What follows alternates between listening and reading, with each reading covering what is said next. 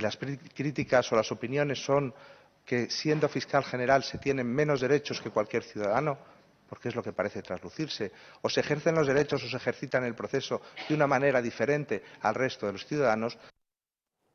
A lo que está aludiendo, por si no se han dado cuenta, es a una supuesta causa, piensa él, de indefensión. Para él, la defensa y la indefensión son dos conceptos totalmente variables. Desde luego no percibe lo mismo que percibimos el resto de humanos.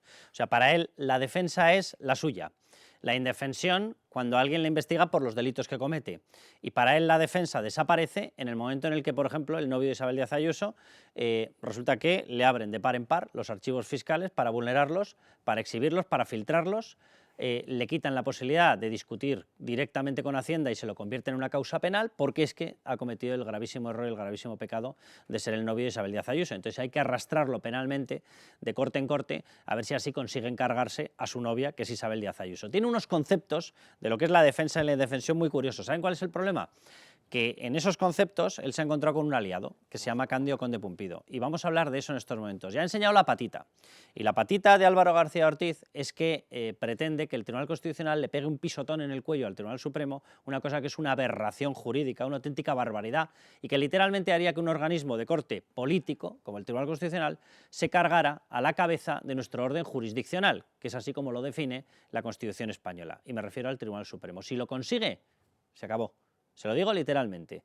Es decir, si son capaces de cortar una causa, que es lo que pretende el fiscal general, que preventivamente se corte la tramitación de su causa, pegándole un pisotón a un organismo lleno de políticos, y lo siento mucho, cuando los que los designan son políticos, los responsables finales son políticos o están politizados. Si un organismo politizado hasta las cachas, como el Tribunal Constitucional, puede cortar una actuación judicial, acabamos de decir adiós al Estado de Derecho. Y eso es lo que pretende el fiscal general. Un órdago máximo, y así lo vamos a tratar con toda la gravedad que tiene. Luego vamos a hablar con un magistrado, con Luis Sanz, que le vamos a preguntar en términos puramente de derecho, no del caso en concreto, si se puede hacer esto, si se puede pisotear a un Tribunal Supremo, porque es en lo que estamos. Y repito, si ocurre, adiós al Estado de Derecho en España. Bueno, Miguel Ángel Pérez, Raúl Vilas, que seguís con nosotros, que seguís conmigo, ¿qué os parece la estrategia? El otro día salía publicado en el diario oficial del gobierno, léase El País, y decía directamente esto, y filtraba que estaban en ello, que estaban en darle paso al Tribunal Constitucional para que frenase al Tribunal Supremo. Como si fuera un coche, fuera, frenazo y se acabó. Yo no tengo ninguna duda de que lo van a hacer y tampoco tengo ninguna duda de que Conde Pumpido lo va a aceptar. De que lo va a aceptar. Seguro, o sea, vamos a ver, aquí hay una historia, siempre he hablado yo de lo de la trama judicial de Pedro Sánchez. ¿Quién está en la trama judicial? El fiscal general del Estado, Álvaro García Ortiz, su mano derecha, la teniente fiscal Ángeles Sánchez Conde, el presidente del Constitucional, Cándido Conde Pumpido. La teniente fiscal del Supremo es una figura clave en esta historia, porque es la que se supondría que tendría que investigar a Álvaro García Ortiz en este procedimiento. Lo que está haciendo es sabotear la investigación, poner los mimbres para que su amigo personal, que es Cándido Conde Pumpido, remate el asunto en el Tribunal Constitucional. Cuando ella... O sea, Sánchez Conde tiene relación de amistad con los dos. Exactamente. Con Álvaro García Ortiz y con Conde Cándido Pumpido muy estrecha, porque estuvieron durante muchísimos años trabajando juntos, son muy amigos, y por eso Ángeles Sánchez Conde soltó el speech en la declaración de Álvaro García Ortiz diciendo que no se está respetando sus derechos, que era inconstitucional la entrada y registro de la UCO en su despacho, patatín patatán, mismo discurso que volvió a repetir Álvaro García Ortiz. Luego hay que decir que la Sala de Apelaciones del Tribunal Supremo, esos 3 magistrados que hicieron esa resolución, intentaron desactivar esa posibilidad, ¿no?, de llevar al Tribunal Constitucional el tema, diciendo que lo que había hecho la UCO, lo que había acordado el magistrado instructor, era totalmente legal, era constitucional y que no se podía permitir que hubiera un espacio de impunidad porque fuera el fiscal general del Estado y fuera su despacho. Yo creo que a pesar de eso, de esa resolución de la Sala de Apelaciones del Tribunal Supremo, está claro que esto está hablado, organizado, planificado, y en el momento en el que se dé ese trámite al Tribunal Constitucional, ahí va a estar Cándido Conde Pumpido para recoger el guante. Venga, vamos a ver otra declaración de Álvaro García Ortiz, Raúl, y te pregunto por esto, porque es que dice unas barbaridades que no son ni normales. Borro, tanto porque es mi derecho a disponer de mi intimidad, como lo tiene cualquier otro ciudadano, como lo tienen ustedes en sus dispositivos, ejerzo mi libertad. Tú tienes una investigación encima y has borrado datos mientras te estaba pidiendo los terminales, la UCO. O sea, es que lo plantea en unos términos, borro, le ha faltado decir, porque me da la gana, ya está, argumento jurídico. Borro, como cualquiera de ustedes. No, nosotros no tenemos una investigación, nosotros no tenemos la obligación de guardar esas pruebas, usted sí. Es que, bueno, vamos ya de la indefensa mujer del presidente del gobierno al indefenso fiscal general del Estado, que es un ejemplo más de una de las características del sanchismo y de su número uno de Sánchez es el cuajo que tienen, porque que este señor encima se haga la víctima y diga que él está en peores condiciones que el resto de los ciudadanos para defenderse, cuando está utilizando la abogacía del Estado, cuando tiene a la fiscal del Supremo, como comentaba Miguel Ángel, boicoteando la investigación, cuando tiene a todo el gobierno defendiéndole públicamente, cuando tiene un ejército mediático también a su servicio, que hemos visto al que era jefe de Prisa, que ahora parece que ya no lo va a ser, Contreras, o a Escolar, animándole o celebrando que destruya pruebas, y encima dice que está en indefensión. Pero también coincido con Miguel Ángel, que estoy convencido de que la estrategia la van a llevar a cabo y van a ir al Constitucional, y Cándido Conde Pumpido se va a prestar, porque además eso yo creo que es coherente con la estrategia ya a medio y largo plazo de Pedro Sánchez, que está absolutamente acorralado, como es evidente y todos lo podemos ver, y su salida es, como tú dices, ir a la muerte del Estado de Derecho, que será un choque ya. Hasta ahora estamos en un ataque a la independencia judicial y el Estado de Derecho está asediado, pero está resistiendo. Si se consuma esto el Constitucional, es el final del Estado de Derecho. Y es lo que necesita Pedro Sánchez, porque Pedro Sánchez quiere ir al choque institucional total, deslegitimar el Estado de Derecho, para eso luego refrendarlo en una suerte de plebiscito, en vez de elecciones en las que yo y la izquierda resistimos frente a los poderes fascistas, tal que será la justicia. Es lo mismo que, y además es coherente, o puede ir en paralelo a por ejemplo, negar el suplicatorio en caso que parece un caso muy probable, casi seguro, de que Sánchez sea imputado y haya un suplicatorio. O sea, él busca ese choque institucional como, digamos, final de la legislatura para plantear un plebiscito y ir a por todas. No, yo estoy totalmente de acuerdo con lo que estáis diciendo. O sea, Pedro Sánchez no es una persona que inicie los ataques para dejarlos por el camino. No es verdad, no es verdad. O sea, que nadie busque en él ni conocimientos jurídicos, ni económicos, ni tan siquiera políticos. Él es una máquina electoral táctica. Es lo único que tiene. Y cuando lanza esa máquina electoral táctica de obtención de votos, es lo único que le importa, con las mentiras que haga falta, llega hasta el final. Siempre llega hasta el final. O sea, esa porquería que escribió en el manual de resistencia, que ni siquiera lo escribió él, eso que escribió ahí es el manual de cómo asaltar instituciones. Cuando él habla de resistencia, es que cualquier investigación que se le haga a él resistirá como sea. El como sea es esto. El como sea es violar instituciones, el como sea es cargarse el Estado de Derecho. Y déjenme que les explique en dos pequeños pantallazos en qué consiste este plan. Es una auténtica barbaridad, luego vamos a hablar con Luis Sanz, con el magistrado Luis Sanz, y le vamos a preguntar por la viabilidad jurídica de esto y hasta dónde puede llegar, porque se refería a ello Raúl, y es verdad, como un choque. Es un choque brutal, va a ser un choque brutal. A mí nunca me ha gustado la definición y la composición que tiene el Tribunal Constitucional. Tú no puedes poner un organismo que no debe estar por encima ni por lo más remoto, y es verdad que eso lo deja claro la Constitución, me refiero al Tribunal Constitucional con respecto al Tribunal Supremo, pero no puedes dejar que tenga una especie de atisbo, de sueño, de que lo mismo le puede parar los pies al Tribunal Supremo. Y eso sí se ha dejado así. Y el resultado es que un organismo político puede soñar, y en este caso no es que esté soñando, es que lo pretende hacer, puede estrangular a la cabeza del Poder Judicial, a la Real, al Tribunal Supremo, al orden jurisdiccional. Y si nos quitan el derecho, si nos quitan los tribunales, no puede existir Estado de Derecho y no puede existir democracia. Y en esas es en las que están. Bueno, vamos con el plan. El primer paso de este plan, que en cuanto se lo diga les va a sonar por todas partes porque es lo que está ocurriendo día a día. Sembrar la versión de la pretendida indefensión de García Ortiz. Se lo han escuchado a él mismo. Álvaro García Ortiz lo está diciendo, yo tengo menos derechos que el resto de ciudadanos. Si eso fuese verdad, automáticamente podría reclamar esa protección, ese amparo del Tribunal Constitucional.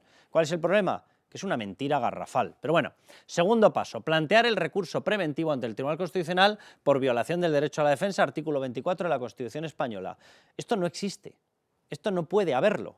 O sea, esto no cabe en nuestro ordenamiento jurisdiccional, te tienes que esperar a que haya un procedimiento entero, a que haya una sentencia y después, si quieres, lo planteas. Pero están barajando la posibilidad de hacerlo preventivamente. ¿Para qué? Para cortar las diligencias, para que no se sigan viendo pruebas, para crear la megacasta totalmente blindada, inaccesible a la justicia. Artículo 24, todas las personas tienen derecho a obtener la tutela efectiva de los jueces. Y lo que pretende argumentar este señor Álvaro García Ortiz y lo que pretende que Cándido Conde Pumpido se lo respalde, y yo estoy con lo que estaban diciendo aquí en la mesa, tengo la sensación de que si se plantea, y tengo la sensación de que se va a plantear, Cándido Conde Pumpido va a decir que efectivamente el Tribunal Supremo ha violado los derechos de Álvaro García Ortiz. Vamos con los dos pasos finales de esta barbaridad, de esta aberración, que es la que están planteando en estos momentos. Tercer paso, resolverlo favorablemente, Cándido Conde Pumpido, con su mayoría progresista, lo impone y se acabó. Y aquí paz y después gloria. Y cuarto, efectivamente se provocaría el choque entre el Tribunal Constitucional y el Tribunal Supremo, con objeto de trasladar la base de esta resolución, cuidado con esto, porque si vencen, evidentemente lo harán con el caso Begoña Gómez, con el caso David Sánchez, con el caso Koldo PSOE, con todos los que lo necesiten, porque una vez sentado ese principio, que hay un organismo político que puede acallar, que puede degollar un procedimiento, que puede abortar cualquier causa judicial, que nadie tenga la más mínima duda de que lo harían absolutamente con todas las causas que les toquen por materia de corrupción, que en estos momentos anda que no hay. Creo que nos está escuchando ya Luis Sanz. Luis, muy buenas. Hola, ¿qué tal? Buenos días, Carlos. Luis, que es magistrado, Luis Sanz, te lo pregunto desde el punto de vista estrictamente jurídico. Esta historia que está sonando ya, que de hecho ya ha sido publicada, que está en la mente y que estaría dispuesto a realizarla el fiscal general, de un recurso preventivo, ¿esto cabe en nuestro ordenamiento jurídico? Bueno, yo quiero advertir primero, Carlos, que yo aquí no hablo como juez, sino que hablo como miembro de la Asociación Judicial Francisco de Vitoria y sobre todo como vicepresidente de la Plataforma Cívica por la Independencia Judicial. Nada, perfecto. Una pequeña ayuda aquí. A ver, el Tribunal Constitucional no es un órgano de poder judicial, no son jueces. Es verdad que se llaman magistrados, es verdad que se llama tribunal, pero es un órgano político constitucional. Está en otro ámbito. El ámbito esencial es el del control de constitucionalidad de las leyes a través del recurso de inconstitucionalidad y de la Constitución. Lo que pasa es que en la Constitución, y creo que después de lo que estamos viviendo, quizá no fue un acierto, se le encomendó también la vía del recurso de amparo para la vulneración de derechos fundamentales de los otros poderes del Estado, del legislativo, del ejecutivo y del judicial. Pero es muy importante señalar, a pesar de que yo creo que la solución definitiva pasaría por una reforma de la Constitución y dejar esta vía de la vulneración de derechos fundamentales del recurso de amparo en manos del Tribunal Supremo, la Sala Especial, pero estamos en lo que estamos y en la situación actual, lo que es muy importante decir es que el Tribunal Constitucional tiene la última palabra en la tutela de los derechos fundamentales, pero el Tribunal Supremo tiene la última palabra en lo que se refiere a la aplicación uniforme de la ley en todo el territorio nacional. En los últimos tiempos, el Tribunal Constitucional se comenta, y puede ser que esté entrando, esté invadiendo la esfera de las competencias del Tribunal Supremo y decidiendo cuestiones de legalidad ordinaria, de si procede la aplicación de este precepto en el Código Penal, si esta condena, si valoramos la prueba. Ha habido varios casos. El caso Delgado, el famoso de la desviación de poder, entró a valorar la prueba. Y en el caso de los ERE, pongo palabras del voto particular, decían los magistrados minoritarios, no es razonable suponer que 8 magistrados desconocen los más elementales principios del derecho penal. Por tanto, en principio, así están las cosas. Desde el punto de vista del Tribunal Constitucional, debería no entrar. Esto, Carlos, es un viejo conflicto, que no lo recordará a lo mejor, pero en 1994 ya llegó a que los magistrados de la Sala Primera del Tribunal Supremo pidieran algo así como la ayuda o la moderación del rey, y en el año 2013, no recordar, ante una condena por parte de la Sala Primera al magistrado del Tribunal Constitucional, el Tribunal Constitucional después anuló esa condena. Esa condena era precisamente por invadir, digamos, esa esfera. Esto es un viejo conflicto, pero naturalmente se ha agudizado de una manera muy especial en los últimos 2 o 3 años. Básicamente, además, porque está Cándido Conde Pumpido y esto lo agudiza brutalmente. Te quiero hacer una pregunta, Luis, Raúl Vilas. Si no le escuchas, voy haciendo yo la traducción, porque no sé si tienes conexión con el micrófono suyo. Raúl. Sí, es que tengo una curiosidad desde el punto de vista de la técnica jurídica. Uno puede plantear indefensión cuando el efecto de esa indefensión, que sería una condena, todavía no se ha producido. Es que eso me parece muy llamativo, ¿no? Porque, claro, la indefensión que te provoca una condena. Si no hay condena, Claro. ¿para qué le pides amparo? ¿De qué te ampara el Tribunal Constitucional si todavía no ha sido perjudicado por el efecto de esa indefensión? Luis. Varias cosas, Raúl. Se pueden ir produciendo, teóricamente, indefensiones a lo largo del proceso, se pueden, y contra esas se articulan los recursos correspondientes. Por ejemplo, contra la decisión de la entrada de registro en el caso de Fiscalía General del Estado, se recurrió y los magistrados del Tribunal Supremo consideraron que esa entrada de registro era correcta, ¿vale? Se puede ir haciendo esa referencia o denuncia a la indefensión, pero ante el propio tribunal que está juzgando. Claro. Pero, para que entre el Tribunal Constitucional aquí, por lo menos hasta ahora ha sido así, no sé si cambiará, hay que agotar la vía ordinaria. Es decir, todas esas posibles vulneraciones e indefensiones que se han producido se podrán llevar al Tribunal Constitucional cuando acabe el proceso penal, cuando se dicte sentencia absolutoria o condenatoria, y entonces se lleve al Tribunal Constitucional. Primero, porque así se establece y se ha dicho siempre la doctrina del Tribunal Constitucional. Y segundo, fíjese, don Raúl, por una cosa muy de sentido común, porque esta medida que se ha adoptado y otras que se pueden adoptar en fase de instrucción puede y debe ser luego valorada en la fase de enjuiciamiento ante el propio Tribunal Supremo. Y el Tribunal Supremo puede no dar virtualidad, por ejemplo, a esa entrada de registro. Es decir, lo que se ha hecho ahora no, digamos que no es inmutable, porque lo importante en el proceso penal es lo que se haga en el acto de juicio. Luis, en el acto de juicio tendrán que articularse las pruebas que funden, en su caso, Luis, una sentencia condenatoria. déjame que... Si luego recae Sí. esa sentencia y ya no cabe contra esa ningún recurso, entonces, y desde mi punto de vista, y solo entonces, puede entrar el Tribunal Constitucional. La Luis, posibilidad de que entre ahora en medio del procedimiento, Ya. a mí me deja estupefacto, yo eso no lo he visto. Luis, déjame que te haga una última pregunta. Si se produjera, si Cándido Conde Pumpido efectivamente lo aceptara, si pretendieran abortar una causa del Tribunal Supremo, cortarla, ¿qué capacidad de reacción tiene el Tribunal Supremo? Bueno, sería un choque, por utilizar No, sería una barbaridad brutal. Sí, sí. un choque, no sé el primero, pero sería probablemente el más grave, sobre todo porque ya ha habido varios precedentes. Les quiero recordar que el Tribunal Supremo en dos resoluciones muy cercanas ya ha advertido, a pesar de que en ese caso esas querellas que se planteaban contra magistrados del Tribunal Constitucional no salieron triunfantes, digamos, ya ha advertido que la intromisión en la esfera jurisdiccional del encargado de la cuestión de la legalidad ordinaria, que es el tribunal, todos los tribunales del Tribunal Supremo, podría, de alguna manera, derivar en una responsabilidad penal. Yo sobre esto no voy a entrar, pero hay algo que voy a decir que me parece interesante. Los magistrados del Tribunal Constitucional, como el resto de los magistrados, yo mismo, están aforados. Están aforados ante la Sala Segunda del Tribunal Supremo, que sería la encargada de enjuiciarles en su caso. Por tanto, los magistrados del Tribunal Constitucional no tienen inmunidad. Aquí el único que tiene inmunidad es su majestad de rey.